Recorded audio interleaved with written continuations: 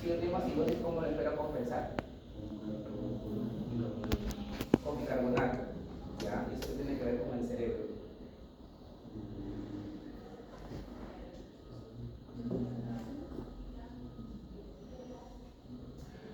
Pues va a llegar más cerca al cerebro para que yo pueda controlar qué cosa. ¿Cómo se controla el bicarbonato en el cuerpo? ¿Quién lo controla? ¿Y quién más?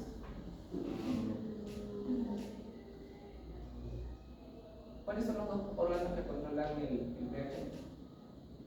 Riñón y pulmón. Entonces va a llegar más sangre al cerebro para que yo pueda controlar ese centro respiratorio. ¿Se acuerdan del núcleo dorsal, ventral de la respiración?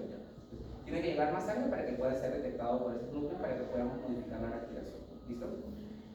Y también la baja de oxígeno va a alterar el flujo sanguíneo cerebral. Pero de todos estos, el más importante es el ácido, el CO2. ¿Listo? Y en segundo lugar, voy a tener el control por el sistema nervioso autónomo, por el simpático, ¿no? Que va a producir pues, vasoconstricción y eso va a alterar pues, el flujo sanguíneo. Vean ustedes entonces que a mayor presión de CO2, o sea, a mayor estado de acidosis, el flujo sanguíneo va a ser mayor. ¿Listo? A mayor cantidad de CO2, o sea, más ácido, más el flujo sanguíneo cerebral, porque lo que yo quiero es regular esa acidosis. Y entonces, en base a eso, podemos comentar un poco sobre lo que es el ictus. Ictus, o también llamado accidente cerebrovascular, también llamado stroke, también llamado desorden cerebrovascular, ¿no? Más comúnmente infarto cerebral, tiene múltiples. O en el argot popular dicen derrame cerebral, ¿no? Pero no es un derrame, ¿no? Bueno, entonces, usando el nombre que quieran usar, no, básicamente es un infarto. Así como el infarto del corazón, que se necrosa una parte del corazón, igual va a ser acá, se va a necrosar una parte del cerebro. Y ya entonces ustedes pueden deducir que las causas de infarto cerebral van a ser similares a las del infarto del corazón, ¿no? ¿Cuál es la primera causa de infarto del miocardio? Aterosclerosis. Acá va a ser igualito. Se forma una placa de ateroma, se tapa el vaso sanguíneo y pues se necrosa una parte del cerebro. Va a ser igual. ¿Ya? Ahora, sí que hay una diferencia. Hay dos tipos de infarto cerebral, el isquémico y el hemorrágico. ¿Ya? El isquémico es básicamente lo que acabamos de comentar. Un vaso se taponeó y esa zona se necrosó. El hemorrágico, como su nombre lo dice, es que se ha roto un vaso sanguíneo y toda esa parte del cerebro se ha inundado de sangre. ¿Listo? Entonces, son dos. ¿Cuál es más frecuente? El isquémico. ¿En qué porcentaje? 85% de los infartos cerebrales son isquémicos y solamente un 15% son hemorrágicos. ¿Listo? Entonces acá tenemos la división. Tendremos un infarto isquémico y un infarto hemorrágico. ¿Ya? Ahora, ¿cómo es la clasificación? Ya dijimos que es isquémico y hemorrágico. Dentro del isquémico, vamos a ver dos grandes tipos. El global, cuando se isquemia todo el cerebro, que es raro, o focal, cuando se isquemia una sola parte del cerebro, que es lo más frecuente. Y acá lo que nos están mostrando son las causas, que les vamos a ir comentando más adelante. Aterotrombótico, cardioembólico, lacunar, necrosis determinada y de consagrada. ¿Listo? Y en el caso del hemorrágico tendremos dos, la hemorragia subaracnoidea y la hemorragia intracerebral. Son dos diferentes. ¿Listo? Dentro de la intracerebral tendremos la parenquimatosa, cuando hay una hemorragia del mismo parénquima cerebral, o cuando hay una hemorragia de los ventrículos. ¿Sí? Recuerden que los ventrículos es por lo que circula el hilo cefalorraquídeo, ¿no es cierto? Muy bien. Los factores de riesgo para un ACV isquémico son los mismos que para un infarto de corazón. Dijimos a la cabeza, por ejemplo, la aterosclerosis, ¿no es cierto? Entonces, a otros factores como por ejemplo la edad, ¿no? A mayor edad, más probabilidad, sexo, raza, son factores que tienen riesgo para infarto cerebral. Factores modificables como por ejemplo el estado nutricional, la obesidad, la actividad física, el tabaquismo, la hipertensión, diabetes, dislipidemia, que es la aterosclerosis, ¿no? Todos ellos van a ser causas de infarto cerebral, que son las mismas si ustedes revisan de infarto de miocardio, ¿no? Factores menos débiles o menos documentados, por ejemplo el alcohol, las drogas ilícitas, ¿no? El uso de anticonceptivos orales, entre otras cosas, ¿no? Pero digamos que lo más importante es hipertensión, diabetes, dislipidemia, obesidad, todo eso, ¿no? Cuando hablamos del infarto isquémico, como les decía, iban a haber 5 tipos, y acá les estoy presentando los 5 tipos. Entonces, en primer lugar, tenemos el infarto aterosclerótico. Es decir, de que tenemos un vaso sanguíneo en el que se ha formado una placa de ateroma, esa placa de ateroma va a ir creciendo, creciendo, creciendo, hasta que finalmente te obstruye todo el vaso, ¿no? Ese, por ejemplo, es una causa. El otro es el embólico. Sí saben la diferencia entre un trombo y un émbolo, ¿no? Se supone que el trombo se forma en el mismo sitio y eso hace que se obstruya el vaso. El émbolo es un trombo que se ha disparado, ha viajado por un sistema arterial y ha quedado enclavado en otro vaso sanguíneo. Esa es la diferencia entre trombo y émbolo. ¿Listo? Bueno, entonces habíamos hablado que hay trombótico y embólico. O sea, en este caso se formó la placa de ateroma, se desprendió, viajó por donde tiene que viajar y al final llegó un vaso más delgadito y lo taponó. ¿Listo? Ese es el embólico. En el tercer grupo encontramos los infartos lacunares. ¿Listo? Lacunar viene de laguna. ¿Por qué? Porque estos infartos son chiquitos. ¿Cuánto miden? Menos de 15 milímetros. Entonces, como son chiquitos, forman como lagunas. Por eso que es el nombre lacunar. ¿Listo? En cuarto lugar tendremos los criptogénicos, que es de causa indeterminada, no sabemos por qué, pero se infartó. Y en último lugar, y menos frecuentes, asociados a enfermedades raras, ¿no? O inusuales. Por ejemplo, disección de la aorta, arteritis, ¿no? Son enfermedades súper raras que te pueden dar un infarto cerebral. ¿Listo? Y acá lo que tenemos que comentar es el área de penumbra isquémica, que es el área cerebral con mínima perfusión de oxígeno que es potencialmente recuperable. ¿Qué significa eso?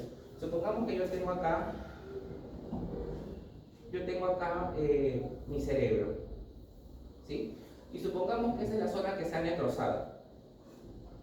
Entonces, el concepto de penumbra isquémica dice de que la zona que se encuentra alrededor, ¿sí? Ese es el área de penumbra isquémica. ¿Por qué? Porque es un área de que si tú intervienes a tiempo, la vas a recuperar, la que está de color azul, la que está alrededor. Pero si tú no intervienes a tiempo, se va a terminar necrosando también. Entonces, como dice aquí, es potencialmente recuperable. O sea, se puede salvar siempre y cuando tú intervengas. ¿Sí? Entonces, la zona que está alrededor es la área de penumbra isquémica. ¿Se entendió?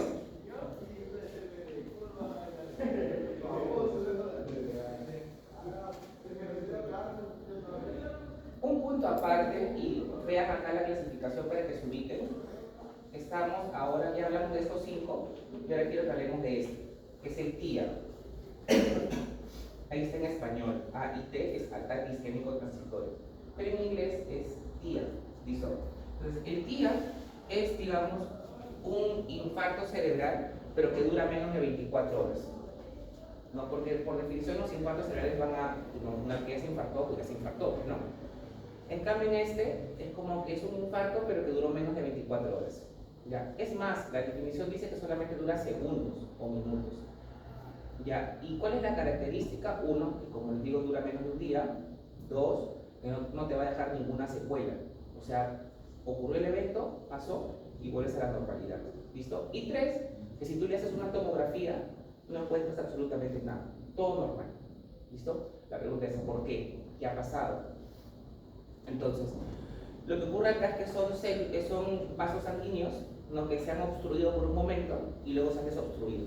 Entonces, cuando se obstruyó, te dieron los síntomas y cuando se desobstruyó, ya los síntomas pasaron. Entonces, esa es la explicación, ¿listo? De por qué es el TIA, el famoso TIA. ¿Ya? Como dice ahí, sin dejar ningún déficit neurológico. O sea, la persona tiene los síntomas, pasan 2-3 minutos y luego vuelve a la normalidad. ¿Listo? Y generalmente eso se va a expresar,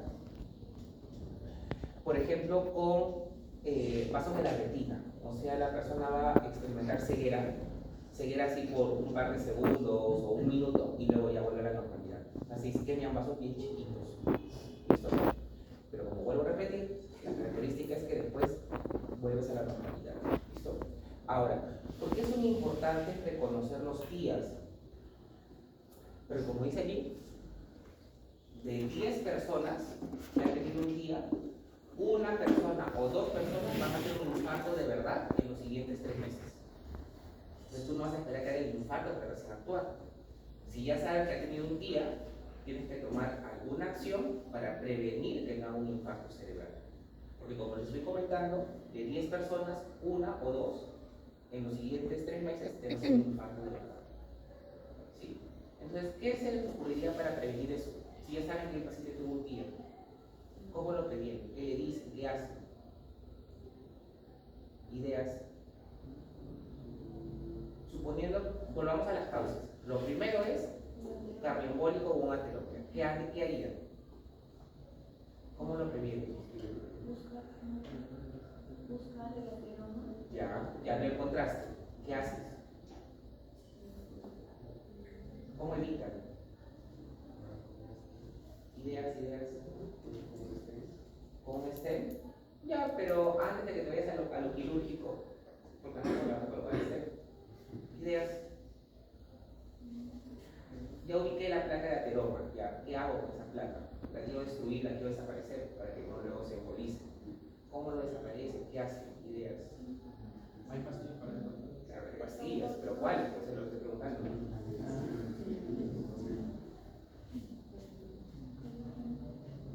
Las famosas estatinas, pues no le van a dar genfibrosil o esas cosas, ¿no? Que te van a reducir la placa de ateroma. ¿Y qué más tienen que hacer? Algo más les falta. Ideas. ¿Cómo desaparecen ese coágulo?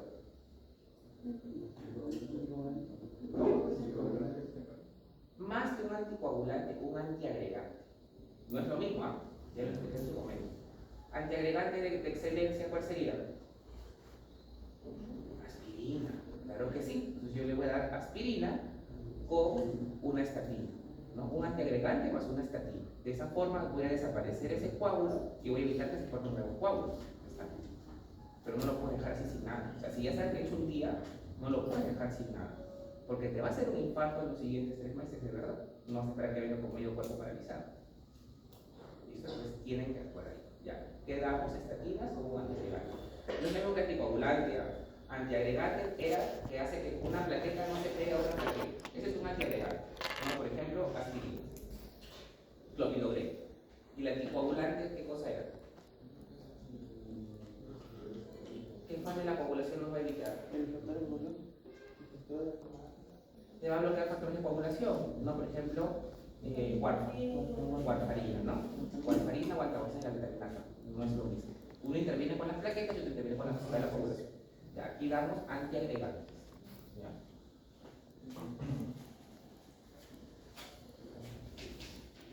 El de grandes vasos es el trombótico, ¿sí?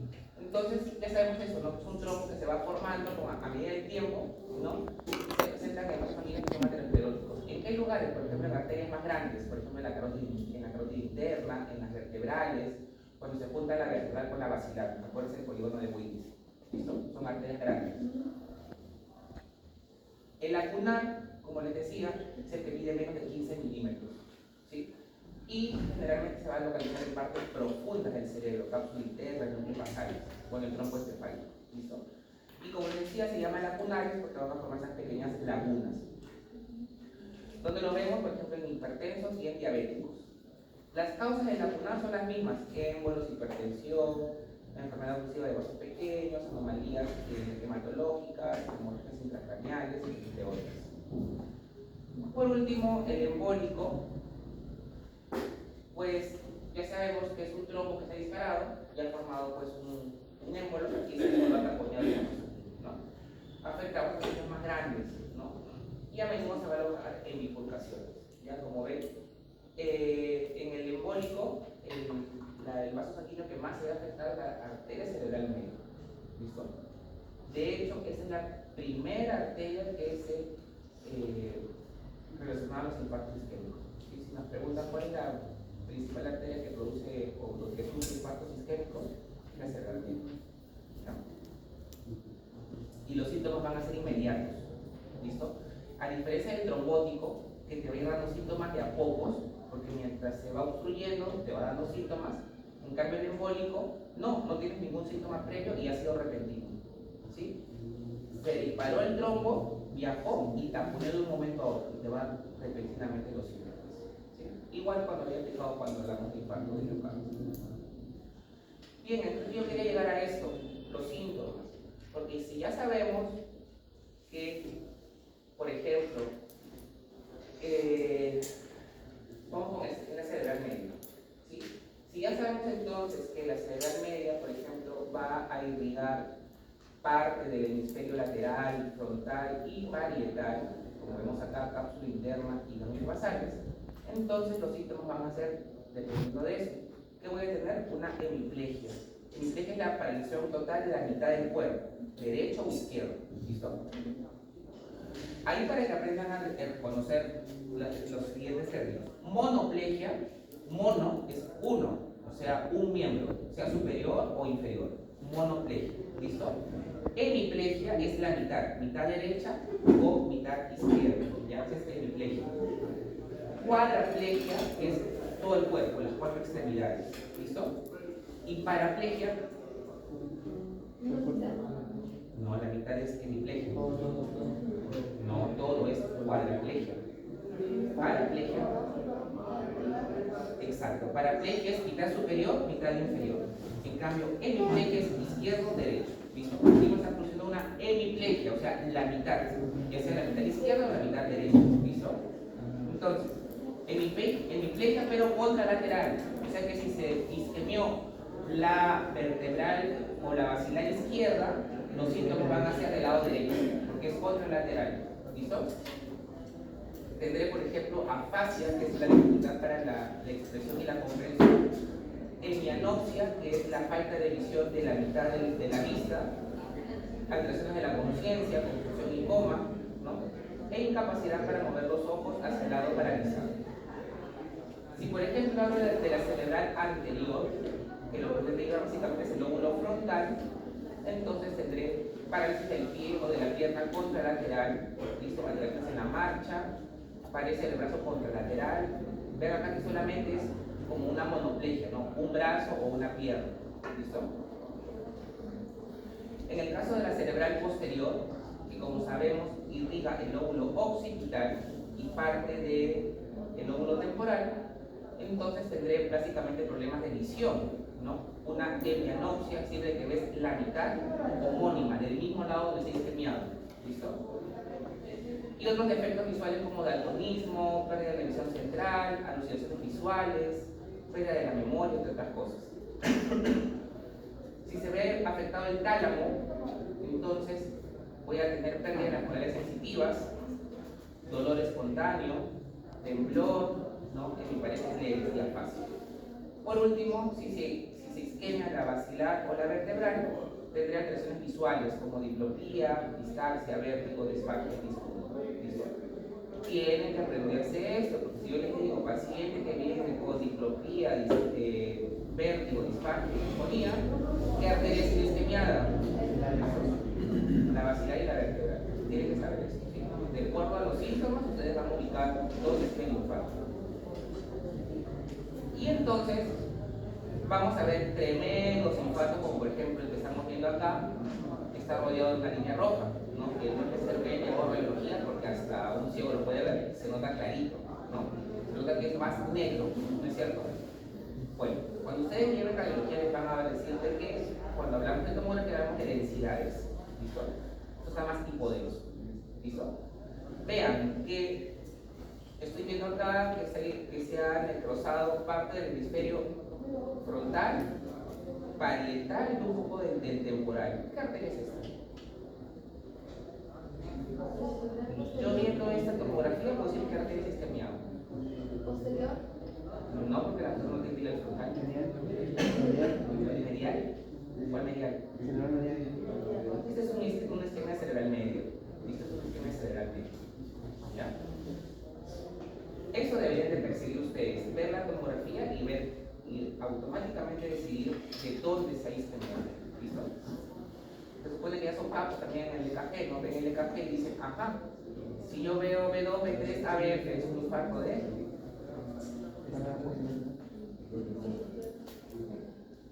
D2, D3, ABF inferior, ¿no? Un cae inferior del corazón. Igual es acá, ven eso y dicen, ajá, este es un infarto de cerebral, ¿no? Bueno, para el diagnóstico tenemos que ver historia clínica, o sea, ver los síntomas, examinar al paciente y ver alguna imagen, ¿no? Lo más frecuente es una tomografía, como la estamos viendo acá, ¿sí? Sin contraste. Vamos al segundo grupo, que era el infarto hemorrágico, ¿ya? Y vimos que había dos tipos, la hemorragia subaracnoidea y la hemorragia intraparenquimatosa. Vamos a hablar de cada uno de ellos. La hemorragia subaracnoidea. Primero, para que se ubiquen, tenemos acá entonces las meninges, ¿sí? Entonces, la más interna sería la pía madre, ¿listo? Luego tendría el aracnoides, y entre esas dos, entre el aracnoides y la pía madre, es el espacio subaracnoideo. Sub es debajo, ¿no es cierto? Debajo del aracnoides, ahí tengo este espacio subaracnoideo, lo estamos viendo acá, ¿vean? Y por encima del aracnoides estamos viendo la dura madre. Entonces, de adentro hacia afuera, pía madre, aracnoides y dura madre. El espacio que se encuentra debajo del aracnoides sería el espacio subaracnoideo. ¿Listo? Estoy viendo, por ejemplo, yo acá las meninges, estoy viendo acá las meninges, y entonces vean que debajo del aracnoides tengo sangre. Ahí es el sangrado, subaracnoideo. ¿Listo? El otro sería el intracerebral. Vean que la hemorragia está dentro del parénquima, no está encima del aracnoide, o debajo del aracnoide, ¿no? ¿Sí? ¿Ven la diferencia, no es cierto? ¿Sí? Debajo del aracnoides y el otro es intraparenquimatoso. Bueno, entonces, vamos con el subaracnoideo. ¿Sí? ¿Cuál es lo más frecuente? Que yo tengo un aneurisma, como estamos viendo acá, y ese aneurisma se rompió. El aneurisma es un vaso sanguíneo dilatado, una dilatación anómala. Este bultito no debería estar, sino que este vaso sanguíneo se ha dilatado y eso se llama aneurisma.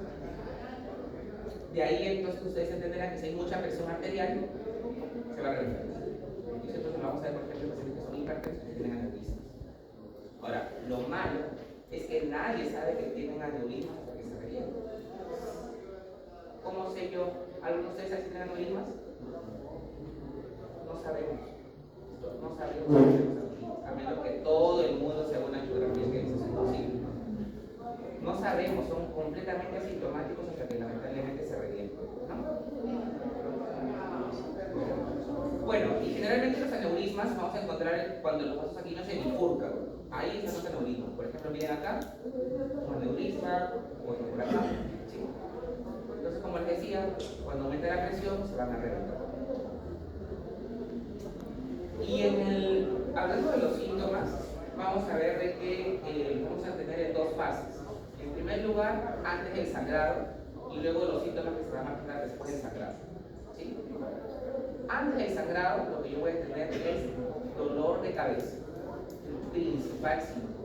Pero es un dolor de cabeza que el paciente dice que es el dolor más fuerte de cabeza de toda su vida. Es un dolor completamente insoportable, sumamente fuerte. Si a esto pasan las horas de dolor de cabeza, se le agrega náuseas, vómitos, mareos y finalmente pérdida de conciencia, eso no es encefalía normal, ¿no? Eso es ya algo más deprimido. Entonces, todos estos síntomas se van a presentar antes de que sangre. Cuando ya sangra, porque se reventó, entonces vamos a encontrar, por ejemplo, pérdida de conciencia y síntomas de meninge. ¿Qué significa esto? Que las meninges, como están en contacto con la sangre, se irritan, ¿no? Y nos van a dar, por ejemplo, la famosa rigidez del núcleo. Tú al paciente lo haces así y lo vas a encontrar duro, porque las meninges se han irritado, ¿no? Fotofobia, edema por un espacio, ¿sí? Aumenta la presión intracranial. ¿Cómo hago el diagnóstico? Bueno, los síntomas, únicamente una tomografía y una angiografía. ¿Sí? Una angiografía lo que ve es los vasos angio. ¿Listo? tratamiento es efectivamente quirúrgico, ¿no? Es operar. Y en segundo lugar tendremos la intraparenquimatosa. Miren acá, tremenda masa, ¿sí? Ahora, ya si ustedes son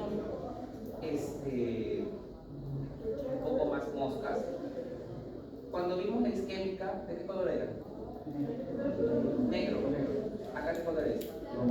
Blanco. ¿Por qué? Porque cuando es negro es isquémico. ¿Listo? Y cuando es sangre es blanco. Entonces acá hablamos de una hiperdensidad. ¿Listo? Una hiperdensidad. También es quirúrgico, ¿no? Muy bien, hasta ahí lo que es un infarto. ¿Dudas, preguntas? Sí. La diferencia en un ACV y una hemorragia. El ACV puede ser isquémico y hemorrágico. ¿A cuál te refieres? No, en el sentido, por ejemplo, en una clínica, si el paciente viene, por ejemplo, ¿Cómo distingo un isquémico de un hemorrágico? Ya, porque se supone que el hemorrágico, lo más frecuente dijimos que era el hemorragia subaracnoidea. Y en el hemorragia subaracnoidea, el síntoma principal es la cefalea, el dolor de cabeza. Entonces, si yo sospecho de dolor de cabeza, rigidez en nuca, voy a sospechar de un hemorrágico. Pero si yo veo que el paciente viene por hemiplegia, falta, no habla bien, no está afásico o eso, entonces va a sospechar un isquémico, ¿no? Ahora, acuérdate que si yo encuentro la hemiplegia derecha, el infarto del lado izquierdo, hay una defusación. Listo. El segundo tema es alteraciones de la función motora. Entonces, para comenzar a hablar de esto, primero debemos de saber cómo se organiza el movimiento. Para eso, como les preguntaba a los tigres del martes, ¿cuántos tipos de movimiento conocen?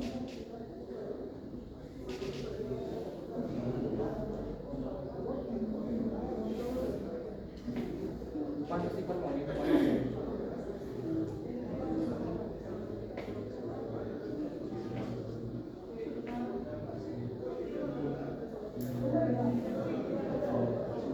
¿Cómo se mueve? Ya. Estás en anatomía. Pronación, supinación, eso es verdad.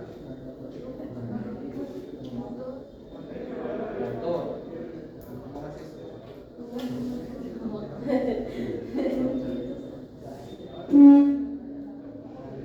¿Nada?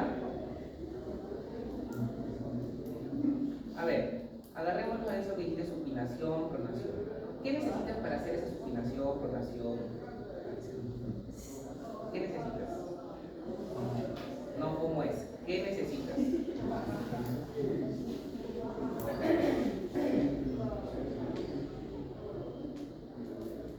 O lo haces así de la nada.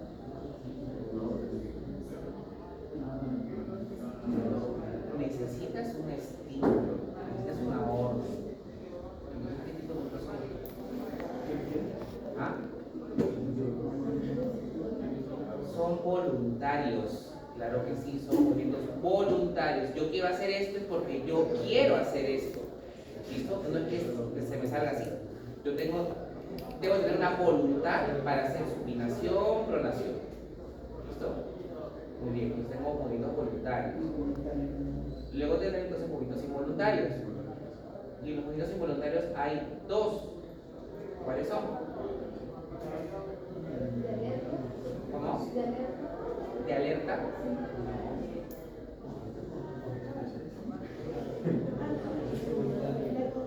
Los movimientos reflejos, claro que sí, ¿no? Lo más conocido es patelar, ¿no? Ya, el que yo haga esto no está dentro de mí, es involuntario. Ya, movimientos voluntarios, movimientos reflejos y movimientos, ¿cuál uno más?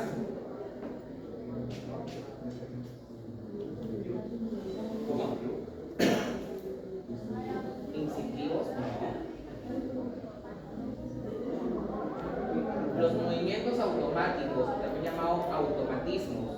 ¿Qué es eso? Automatismos es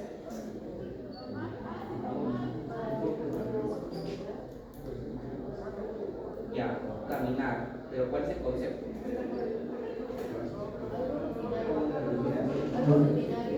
Algo rutinario, ya, pero te falta algo más.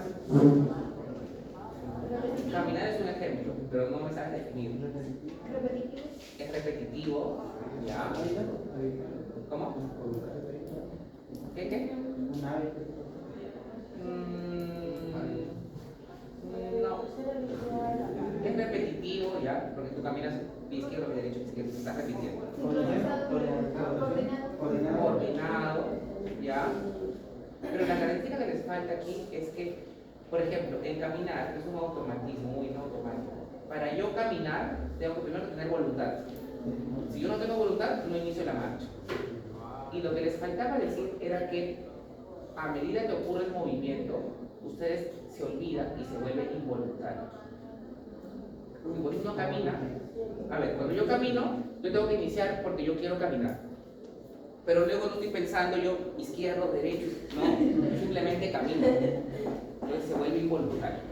Y es más, cuando yo camino, por ejemplo, puedo conversar por celular, puedo conversar, ya no me preocupo en caminar, se vuelve completamente involuntario. Pero para que inicie y para que termine, tiene que tener voluntad. Porque si yo no quiero, no camino. Entonces inicia y termina de forma voluntaria, pero en el interín se vuelve involuntario. ¿Listo? Entonces, 3 movimientos: los voluntarios, los movimientos reflejos y los movimientos automáticos o automatismos. En ese sentido, esos movimientos están organizados así. Primero viene una corteza premotora, luego la orden va a bajar a la corteza motora, y de la corteza motora se desprenden las famosas neuronas motoras superiores, que van a descender, como ustedes pueden ver, al ganglio basal, al cerebelo, al tronco cerebral, a la médula, y de la médula se conecta con la neurona motora inferior. Acá tenemos neurona motora superior e inferior. Y del inferior se conecta recién con el músculo. ¿Para qué? Para que yo haga el efecto que yo deseo. ¿Sí? Entonces, lo que les comentaba es esto. Tendré entonces yo una neurona motora superior, vean que viene desde la corteza, baja, vean, se va hacia el otro lado y baja hacia la médula. Neurona motora superior. ¿Sí?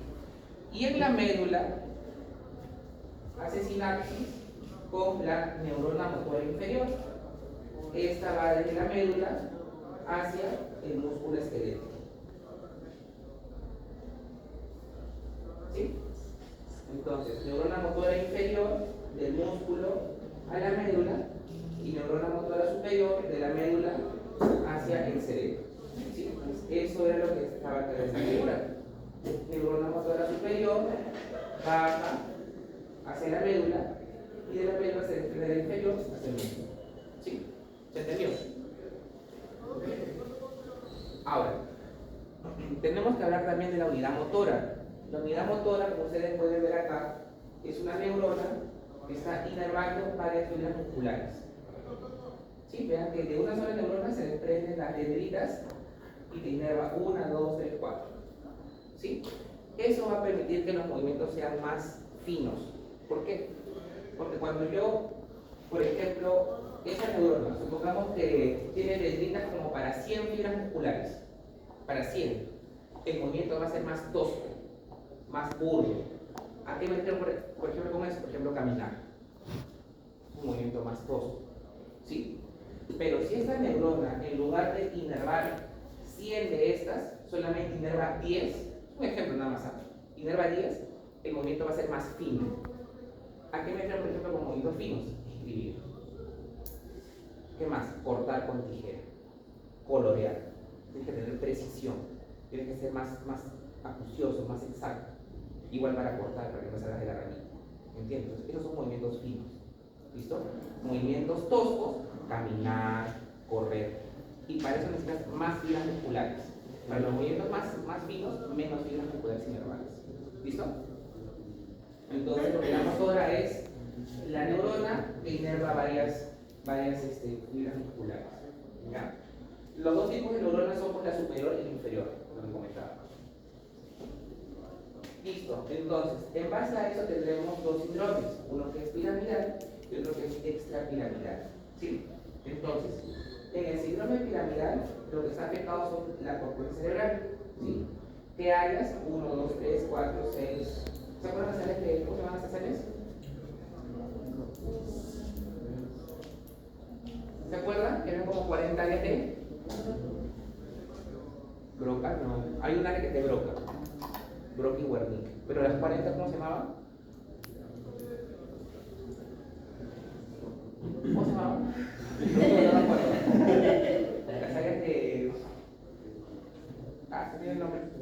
Pues se acuerdan que eran como 40 áreas de cerebro, ¿no? Las áreas de... ¿Me acuerdo de Broca? No, las áreas de Mel. La área de Broca es la área de no, es el área de la expresión. De la expresión. La área de comprensión es la de Wernicke y la área de expresión es de Broca. Bueno, más que las de Broca. ¿Yo qué dije? Goodman dije yo. Me confundí con el libro de Faro. Ya. Área 4 de Brodmann y área 6 de Brodmann. ¿Listo? Ahora, vamos a ver que el síndrome piramidal es responsable de los movimientos voluntarios y la extrapiramidal es el responsable de los movimientos automáticos, porque es así, los movimientos automáticos, lógicamente que va a regular el tono y la postura, ¿no? El tono muscular, para que sepan ustedes, es una apreciación subjetiva, ¿no?, del estado de los músculos. Por ejemplo, yo puedo ver el tono muscular, por ejemplo, acá. Vean mi brazo, yo me hago esto y está duro, no se mueve. En cambio, si ustedes le agarran eso a su abuelita, como una gelatina. Ese es el tono, es una apreciación subjetiva, ¿no? Acá no hay nada, pero si le hago a mi abuelita, ese es el tono, ¿listo? Y la postura, pues es como estamos, ¿no? Está sentado o parado. Esa es la postura. Entonces, ese tono muscular y la postura, entonces es regulado por el sistema extrapiramidal. Mientras que el piramidal lo que se regula son los movimientos voluntarios. ¿Listo? Muy bien, entonces, si yo tengo una lesión del sistema piramidal, tendré parálisis. Y si tengo una lesión del extrapiramidal, tendré movimientos involuntarios, espontáneos y alteraciones del tono muscular. Y aquí está, por ejemplo, la fisiopatología del Parkinson. ¿No? ¿Por qué lo que ocurre en Parkinson? Tiemblas, pierdes el tono muscular. Es un síndrome extrapiramidal. En cambio acá es movimientos voluntarios, ya no los tienes, estás con parálisis. ¿Listo? Entonces la área piramidal, lo que les comentaba, viene del área 4, baja, se decusa que se va del otro lado, se decusa y baja, ¿no? Y en el extrapiramidal, lo que puedes ver es el nivel cortical, la corteza, baja al nivel subcortical, va a la formación reticular y ahí tendré pues lo que conocía como la neurona alfa y la neurona gamma, ¿no? Y lo que puede tener es pérdida del tono y la postura, ¿ya? Modula, precisa y perfecciona. Entonces, en base a eso tendré dos síndromes: cuando se daña la neurona motora superior y cuando se daña la inferior. ¿Listo? Si yo tengo un daño en la neurona superior o piramidal, tendré todo esto, tendré el tono aumentado, espástico está duro. Que tú quieres bajar el brazo y está ahí duro, resiste, porque es el espástico. ¿Listo? Reflejos aumentados, reflejos superficiales abolidos, clonus son como movimientos igual involuntarios, ¿sí? Y los reflejos patológicos presentes. Todo lo opuesto lo encontraré en un síndrome de neurona inferior. Ahora, el reflejo patológico, ¿sí?, lo veo en neurona motora superior. Y el principal reflejo patológico es este, que es el Babinski, que ya se los van a enseñar cuando lleven semiología. ¿En qué consiste Babinski? Miren, yo tengo el pie del paciente y como un objeto puntiagudo, ¿sí?, lo que voy a hacer es pasarle por la cara en este sentido, de afuera hacia adentro, ¿sí? Ahora, si a mí me hacen el reflejo de Babinski, lo normal es que mi dedo gordo se vaya para atrás. Pero si yo hago esto y mi dedo gordo se va hacia adelante, ese es Babinski. Ese es Babinski positivo. ¿Listo? Síndrome de neurona motora superior. ¿Listo? Porque los reflejos patológicos, como el Babinski, lo veo en la superior y no lo veo en la inferior. ¿Listo? Babinski, entonces, neurona motora superior. ¿Se entendió lo que es Babinski, no? Muy bien. Entonces, en el caso de neurona motora superior, vamos a ver dos enfermedades que son importantes. En primer lugar, la esclerosis múltiple. ¿Listo? La esclerosis múltiple es una inflamación y destrucción de la vaina de mielina, ¿no? Si ustedes se acuerdan, ¿para qué servía la mielina? ¿Para qué? Para dar más velocidad a la... Para dar más velocidad. Claro. Yo tengo acá la neurona. ¿Sí? Tengo mi cilindro eje o axón y tengo mis dendritas. ¿Sí? Entonces, la mielina estaría ubicada acá.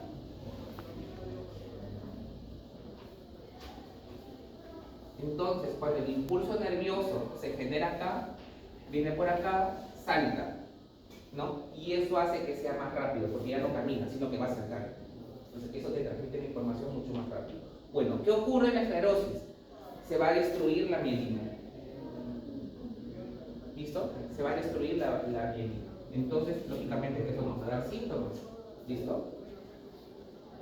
Ahora, ¿cuál es la característica importante? Que es la mielina del sistema nervioso central, no la mielina del periférico.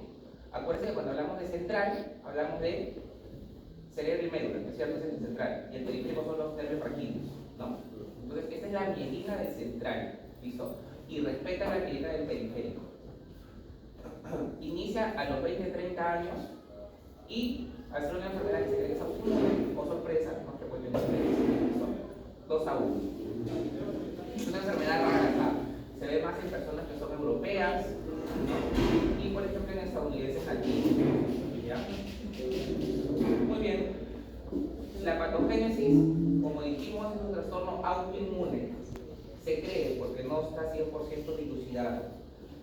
Y se va a dar cuenta en personas que son genéticamente susceptibles y ante un factor ambiental pues van a reaccionar y van a formar estas famosas placas, estos famosos parches. Miren el acá. ¿Sí? Esta es sustancia blanca, ¿no? Vean acá que hay como una bolita de color marrón. Eso no debería estar. Acá también. ¿Sí? Entonces, esos son los parches desmielinizados, ¿sí? Que son visibles, como decía, en la sustancia blanca. ¿Ya? Esos parches cambian de nombre y se llaman placas, ¿no? Es el resultado final de la degradación de la mielina. ¿Ya? ¿Dónde voy a encontrar yo estas placas? Generalmente, por ejemplo, en los nervios ópticos, en la sustancia blanca periventricular, como por ejemplo acá, no acá tengo el ventrículo. ¿Qué ventrículo es este? ¿Qué ventrículo es este? Derecho, ya sí, pero ¿qué ventrículo es? ¿No? ¿De qué lado es? Este es el tercer ventrículo, pues, ¿no? El tercer ventrículo. ¿Ya? ¿Dónde más voy a encontrar estas placas? En el tronco cerebral, en el cerebelo y en la médula espinal. Síntomas. Como va a haber una desmielinización, eso va a ocurrir en el cerebro, en la médula y en el nervio óptico. Entonces tendré, por ejemplo, parestesia. ¿Qué es parestesia? Los famosos adormecimientos. ¿Sí? Se adormecen. Hormigueo, sensación de ardor, presión en la cara, en las extremidades, ¿no? O sea, ven que no son síntomas tan llamativos, ¿no? Ahora, ya por ejemplo, cuando se afectan otras áreas, puede haber una marcha anormal, disfunción vesical, disfunción sexual, vértigo, nistagmo, fatiga. O sea, para llegar al diagnóstico demora, ¿no? Porque primero piensas en otras cosas y en último en los múltiples, ¿no? Y entonces, en ese sentido, vamos a ver que la enfermedad tiene diferentes cursos. ¿A qué me refiero yo? Por ejemplo, es como que la enfermedad se apaga y se prende, ¿no? Estás normal, tienes un pico de síntomas y luego pasas un tiempo, meses, años y luego otra vez y luego estás normal. Se tiene como picos, ¿me entienden? Y eso se llama remitente recurrente. ¿Sí? Vean acá, estoy yo normal y tengo síntomas y luego seguí mi vida normal. Pasaron meses, años. Luego otra vez tengo los síntomas y luego pasa. Y así estoy toda mi vida. Síntomas, no síntomas, síntomas, ¿sí? Eso es lo más frecuente, 85%. ¿Ya? Otra forma es que, miren, estoy normal, tengo síntomas. Y una vez que pasaron los síntomas me quedé con cierto déficit. Luego tengo otra vez los síntomas y ya no recuperé lo normal. Acá sí vuelves a lo normal, acá no, sino que los síntomas van haciendo que suban, ¿no? Ahora, la otra forma es la secundaria progresiva. Miren, tengo yo, por ejemplo, un pico de la enfermedad, luego ya no, luego otra vez un pico y de ahí ya vuelvo a tener síntomas progresivos, ya no para, ya subir. ¿Sí? ¿Me entienden, no? Ahora, lo de acá es que tengo un pico de la enfermedad, empieza a subir y dentro de este periodo que sube tengo otro pico de síntomas. O sea, como que se reagudiza dentro de lo crónico. ¿Sí? Y por último tengo la primaria progresiva, que una vez que empieza la enfermedad ya no paras. ¿Sí? Entonces esa es la peor. ¿Sí? Porque una vez que se desencadena ya no hay forma que lo pare. Acá en cambio sí, tenías periodos de meses o años que estabas normal, pero aquí ya no. Una vez que empieza ya no para. Felizmente que es lo menos frecuente, solamente 5%. Lo más frecuente es la remitente recurrente. No se olviden, ¿ah? Remitente recurrente. Acá está lo mismo, ¿no? Remitente recurrente, secundaria progresiva, progresiva primaria y progresiva recidival. Eso lo hemos comentado. Listo, para el diagnóstico, lastimosamente no hay una prueba específica. No hay un examen que te diga sí, es esclerosis múltiple. Pero sí vamos a encontrar criterios. Por ejemplo, 2 o más episodios que hayas tenido por un mes y que duren los episodios más de un día. ¿Ya? Luego, que tengas historia clínica de exacerbaciones y de periodos en los que estás normal, como sin recuperación completa, como les comentaba, ¿no? Seguido de un periodo de progresión de síntomas al menos por 6 meses. Y por último, una progresión lenta y gradual, ¿no? Y síntomas más o menos por 6 meses. ¿Ya? Tratamiento tampoco no hay un tratamiento específico, ¿no? Si sabemos que es por anticuerpos, se nos puede dar corticoides para bajar la inflamación y plasmaféresis que era para atacar esos anticuerpos, ¿no? Para limpiar la sangre de esos anticuerpos, pero no hay un tratamiento específico. El otro tema era la esclerosis lateral amiotrófica, o también llamada ELA por sus signos, no por sus siglas. Esclerosis lateral amiotrófica. ¿Ya? Esta enfermedad sí es peor que la anterior, ¿no? Es un trastorno neurológico devastador que afecta básicamente la función motora. ¿Qué quiere decir esto? Que solamente vas a tener incapacidad para moverte, pero la persona va a estar completamente consciente. Es como quedarse atrapado en tu propio cuerpo, porque tú vas a poder ver, pensar, sentir, pero no te puedes mover. Y llega tanto que no te puedes mover que ni siquiera puedes hablar. ¿Listo? Como es motor, también va a tener una disfunción del diafragma. No vas a poder respirar. ¿Listo? De hecho, hay un famoso que tenía esta enfermedad. ¿Quién tenía ELA? Stephen Hopkins, ¿sí? Es un claro ejemplo de ELA.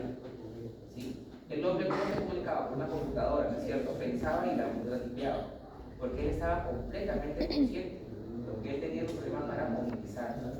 Tenía traqueostomía. ¿Por qué? Porque como no mueves ningún músculo, tampoco mueves el diafragma, que es un músculo. ¿Cómo respiras? Te vas a tener que hacer traqueostomía o intubar para que puedas respirar. ¿Sí? No tiene cura. ¿Ya? No tiene cura. Hasta ahora no hay cura. No, las investigaciones buscan, por ahí leí o vi las noticias de que habían buscado en España un nuevo fármaco, pero que solamente te prolongaba la vida 3 meses más. Altamente caro. No hay una cura para esta enfermedad. ¿Listo? Y también hubo un caso peruano de ELA. ¿Se han enterado de eso? Que fue el primer caso de eutanasia en el Perú. ¿Nada? ¿No las noticias? ¿De quién hablo? ¿No? ¿No escucharon de esta señora que se llama Ana Estrada? ¿No? No, pues chicos, tienen que prender televisora, no todo es novelas.